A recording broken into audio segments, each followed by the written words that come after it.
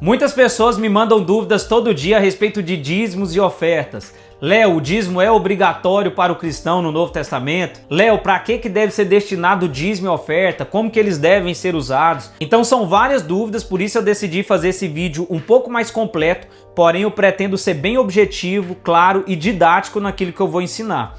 Sabendo que o meu compromisso primeiro é com a verdade da palavra de Deus. Eu vou prestar contas desse ensinamento que eu estou dando para você nesse vídeo. Então você pode ter certeza que você vai ouvir alguém que sabe do compromisso que eu tenho com a verdade da palavra de Deus. Eu não quero aqui te agradar, eu não quero agradar o sistema, eu estou aqui para agradar a Deus. E se você gosta de conteúdos como esse, já se inscreva no canal para você receber mais conteúdos da verdade da palavra de Deus e também para ajudar esse vídeo a chegar a mais pessoas. A primeira coisa que nós entendemos é que no Antigo Testamento o dízimo era lei. Provavelmente você não tem dúvidas disso. Haviam 12 tribos em Israel. Dessas 12 tribos, uma ficava por conta da obra de Deus, por cuidar do templo, fazer os sacrifícios. Havia os sumos sacerdotes, levitas, que eram mantidos com os dízimos das outras tribos. Então as outras tribos vinham e dizimavam ali, entregavam para eles a sua 10ª parte para mantimento deles. Não era para a estrutura física em si, ajudava também a estrutura física, mas era principalmente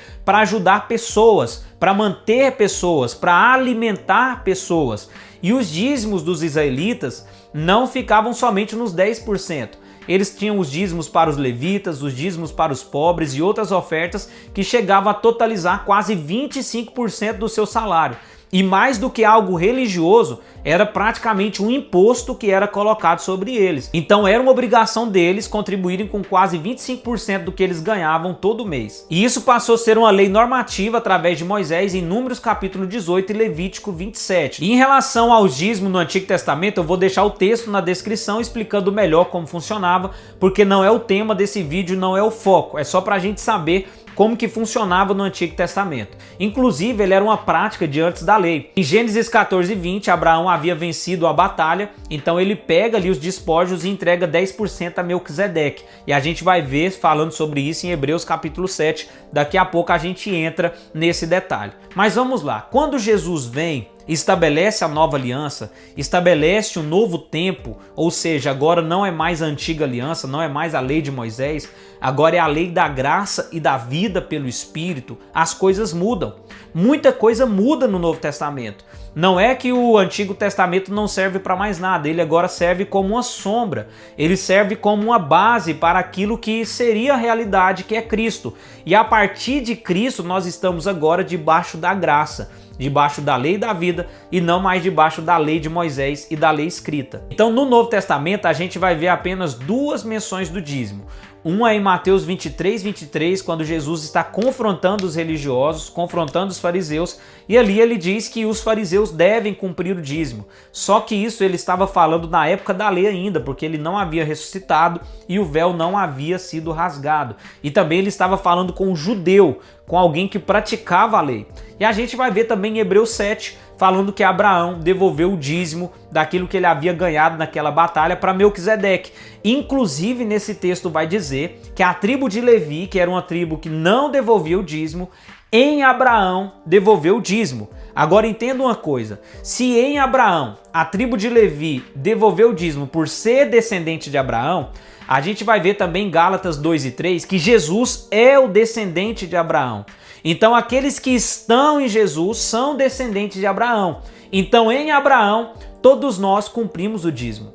Porque Jesus não aboliu a lei, mas ele cumpriu a lei. Então em Jesus nós cumprimos a lei. É por isso que no Novo Testamento nós estamos debaixo da graça e não da lei. Essa graça vai nos ensinar, de acordo com Tito, a viver uma vida justa, santa e irrepreensível na presença de Deus. Nós vamos sim praticar boas obras. Nós vamos sim seguir a lei do Espírito no nosso coração.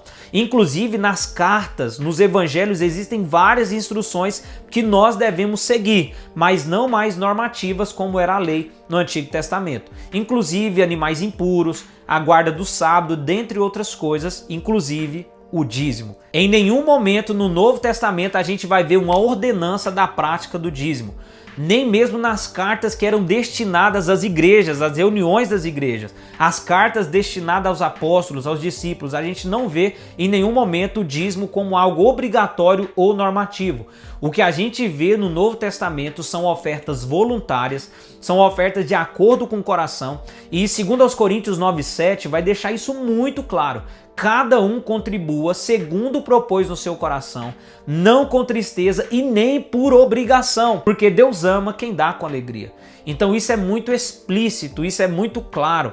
Quando a gente vai ver em Atos capítulo 2 e Atos capítulo 4, a igreja não devolvia só 10% do que ganhava, mas cheios do Espírito Santo, devolviam 100%. Eles vendiam as suas propriedades e entregavam tudo. E a gente vai ver em Atos capítulo 5 que um casal chamado Ananias e Safira, eles decidem vender as suas propriedades e mentirem a respeito de quanto eles haviam ganhado.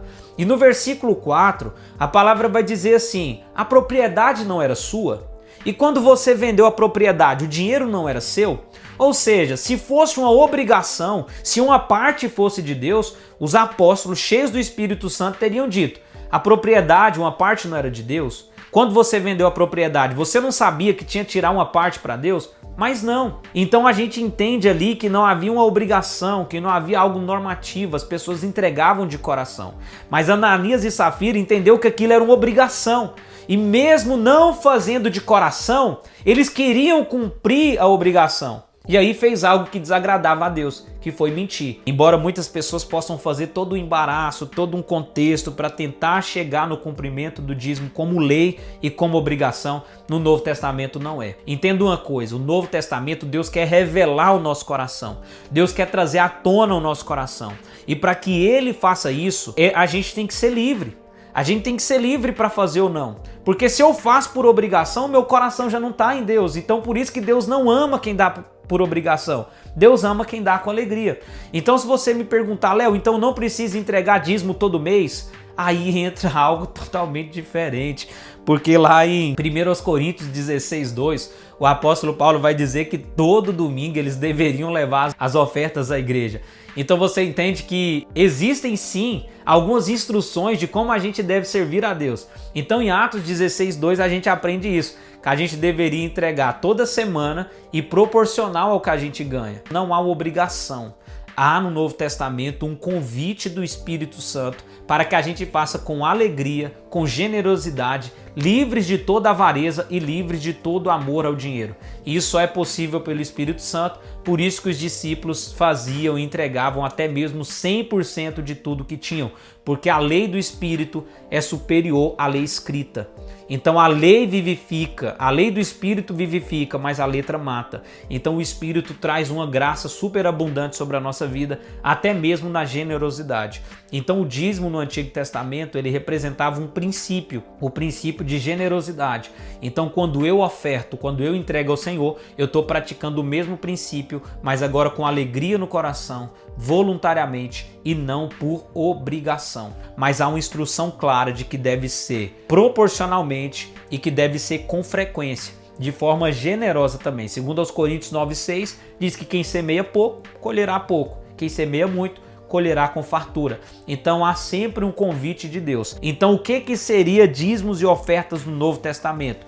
Seriam ofertas voluntárias, de coração, com alegria, livres da ganância, livres da avareza. É isso que Deus espera de nós. E aqueles que são cheios do Espírito Santo, movidos pela graça do Senhor, são generosos com a obra do Senhor, são generosos com os necessitados, são generosos com quem precisa. As nossas ofertas, as nossas entregas, elas servem para abastecimento do templo, para a estrutura, serve para a ajuda dos necessitados e o avanço do evangelho. Então precisa ter essas três bases. Tiago 1:27 diz que a religião pura e verdadeira com Deus é não se contaminar com o mundo e cuidar dos órfãos e das viúvas em suas necessidades. Então a igreja precisa se posicionar e os dízimos, as ofertas devem ser entregues e destinadas também a cuidar dos necessitados. Então, como a gente deve ofertar proporcionalmente, frequentemente, então o dízimo ele pode ser um modelo que nós praticamos, mas não devemos nos limitar aos 10%, mas estarmos abertos com o coração mais generoso ainda do que era no Antigo Testamento, na Antiga Aliança, porque agora a nossa lei é superior. O Espírito que está em nós é superior ao espírito da lei e da Antiga Aliança. Um coração que está em Cristo, um coração que nasce de novo, ele é generoso com a obra de Deus, ele é generoso com os necessitados, ele é generoso. Então busque em Deus essa generosidade no coração, não por obrigação, não por uma lei a ser cumprida, mas porque o Espírito habita em você e leva você a cumprir esse propósito. Então espero que tenha ajudado você de alguma forma, tenha entendido o conteúdo desse vídeo. Na descrição tem o dízimo no Antigo Testamento. Se esse conteúdo foi bênção, não deixa de comentar, falar a sua experiência a respeito de dízimo e oferta e, se puder, compartilhar esse vídeo com alguém.